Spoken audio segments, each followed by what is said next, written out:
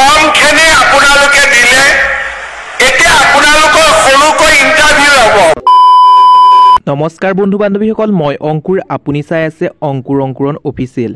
বন্ধু বান্ধৱীসকল, এই ভিডিঅ'টোৰ মাধ্যমেৰে মই আপোনালোকৰ আগত উপস্থাপন কৰিম যিহেতু আত্মসহায়ক গোটৰ মহিলাসকলে অৰ্থাৎ মুখ্যমন্ত্ৰী উদ্যমিতা আঁচনিখন আপোনালোকক দিছে। সেই আঁচনিখনৰ জৰিয়তে আত্মসহায়ক গোটৰ মহিলাসকলক প্ৰত্যেকগৰাকীকে 10,000 টকাকৈ প্ৰদান কৰিব। কিন্তু এই 10,000 টকাটো আপুনি লাভ কৰিবৰ বাবে ফৰ্ম জমা দিয়াৰ পাছত আকৌ আপোনালোকৰ ইণ্টাৰভিউ হ'ব। এতিয়া আপোনালোকৰ মনত নিশ্চয় প্ৰশ্ন হৈছে ইণ্টাৰভিউত কি প্ৰশ্ন সুধিব বা আপুনি কি কৰিব লাগিব সেই সম্পৰ্কে হিমন্ত বিশ্ব শৰ্মাই বা মুখ্যমন্ত্ৰী ডাঙৰীয়াই ডিটেইলছত বা সম্পূৰ্ণকৈ তথ্যখিনি বা কথাখিনি কৈছে। আপোনালোকক এই ভিডিঅ'টোৰ মাধ্যমেৰে শুনাম। বন্ধু বান্ধৱীসকল, ভিডিঅ'টো আৰম্ভ কৰাৰ আগতে আপোনালোকক সৰু এটা ৰিকুৱেষ্ট কৰোঁ, যদি আপুনি আমাৰ ইউটিউব চেনেলটোত পোনপ্ৰথমবাৰৰ বাবে ভিজিট কৰিছে তেন্তে প্লিজ আমাৰ ইউটিউব চেনেলটো ছাবস্ক্ৰাইব কৰক আৰু কাষতে থকা বেল বটনটো প্ৰেছ কৰক। তেতিয়াহে আগন্তুক আহিবলগীয়া প্ৰত্যেকখিনি ভিডিঅ'য়ে আপুনি পোনপ্ৰথমে লাভ কৰিব। এতিয়া বন্ধু বান্ধৱীসকল, আহকচোন তেন্তে প্ৰথম অৱস্থাত আমি হিমন্ত বিশ্ব শৰ্মাই ইণ্টাৰভিউ সম্পৰ্কে কি মন্তব্য কৰিছে সেই মন্তব্যখিনি শুনি লওঁ।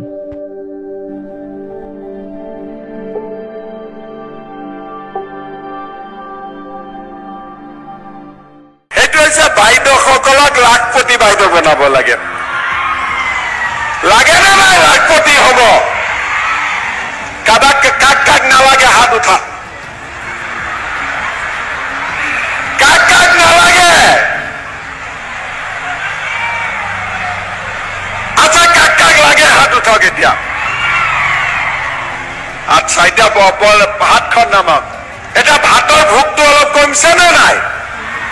কমছেতো ভাতৰ ভোকটো? ঠিক আছে। এতিয়া লাখপতি আমি কেনেকে বনিম? লাখপতি বাইদেউ বুলি ক'লেতো নহ'ব। পিছত আকৌ কংগ্ৰেছী বিলাকে ক'ব, এই ক'ত মুখ্যমন্ত্ৰীয়ে লাখপতি বনাম বুলি কৈছিল, ক'ত বনিলি বুলি ক'ব নহয়? বিজেপিক জিকাবনে নাই? মোদীক প্ৰধানমন্ত্ৰী পাতিবনে নাই? নহ'লে আকৌ মই কৈহে থাকিম, চব এনেই যাব। ঠিক আছে? নহ'লে আকৌ দিলীপ শইকীয়া টেনশ্যন হৈ যাব, হয়নে নহয়? মই কৈছো ঠিক আছে। এতিয়া ফৰ্মখন ফিল আপ কৰিলে নে নাই আপোনালোকে? কৰিলে? কোনে? চবেই কৰিছে কিজানি, তথাপিতো কৰা কেইজনে হাত উঠাওকচোন। আচ্ছা, এতিয়া ফৰ্মখিনি আপোনালোকে দিলে এতিয়া আপোনালোকৰ সৰুকৈ ইণ্টাৰভিউ হ'ব। ইণ্টাৰভিউ মানে এইবোৰ পৰীক্ষাৰ ইণ্টাৰভিউ নহয়। এটা ইণ্টাৰভিউ বাচ্চা কেইটা আছে এইটোৱে সুধিব খালি। 4-5টা থাকিলে দিগদাৰ হ'ব আৰু 3-4টালৈকে মই মিলাই ল'ম, হ'ব? গতিকে যি নহওক, এই কথাটো সোধাৰ পিছতেই এদিন ৰাতিপুৱা বেংকৰ একাউণ্টত আপোনালোকৰ মোবাইলত টিলিং মেছেজ আহিব আৰু একাউণ্টত টুপুং কৰি 10,000 টকা সোমাই যাব। হ'ল? এতিয়া 10,000 টকাটো সোমোৱাৰ পিছত কি কৰিম? গিৰিয়েকক দি দিম। কোনে গিৰিয়েকক দি দিব? এতিয়া মোৰ আগত কৈছে নিদিওঁ বুলি, পিছত আকৌ দি দিব। দিবনে নিদিয়ে? এইটোত অলপ লাহেকৈ কয়, অলপ ভয়ো খাই গিৰিয়েকক। দিবনে নিদিয়ে? নাই, নলয় গিৰিয়েকবিলাকেও, মই কৈ দিম টিভিত। আপোনালোকৰ চিন্তা নাই। গিৰিয়েকসকলক মই কৈ দিম যে এই 10,000 টকাটো ল'ব নালাগে, পাৰিলে নিজৰ পকেটৰ পৰা 2,000 মান দিবহে লাগে। ঠিক আছে? হ'বনে?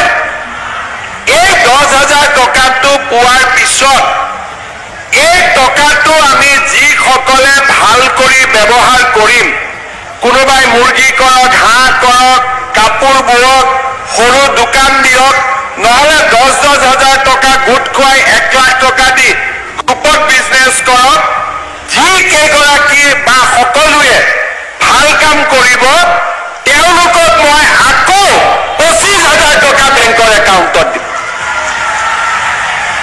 এই 25,000 টকাৰ 12,500 বেংকক ঘূৰাই দিব লাগিব।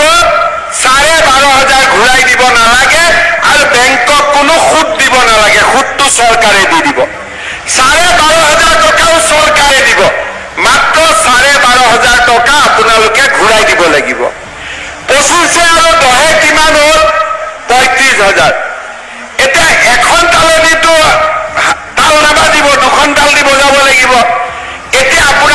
কষ্ট কৰিব লাগিব মই ৩৫,০০০ টকা কৰি দিলো আপোনালোকে কষ্ট কৰি 2 বছৰ 3 বছৰত ইয়াক 1 লাখত লৈ যাব লাগিব যিবিলাকে লৈ যাব নোৱাৰে লাগিলে তেওঁলোকক আৰু 10-20,০০০ টকা পিছত আমি আকৌ বেংকত সোমাই দিম কিন্তু লাখপতি কৰিহে এৰিম হ'ব লাখপতি হ'ব লাগিব আৰু আজিৰ পৰাই মনটো বনাই লওক যে মই লাখপতি হ'ম আৰু যদি হ'ম বুলি কয় হ'ব কিন্তু যোনে নহয় বুলি ক'ব সি হ'ব নোৱাৰিব আপোনালোকে সকলোৱে নৰেন্দ্ৰ মোদী ডাঙৰীয়াই মোক কৈছে যে অসমত 40 লাখ আত্মসহায়ক গোটৰ সদস্য আছে সকলোকে আমি লাখপতি বনাব লাগিব গতিকে যেনে তেনে আমি লাখপতি বনাম আৰু আপোনালোকে লাখপতি বনিব লাগিব এতিয়া ৰাইজ এটা ডাঙৰ কথাটো হ'ল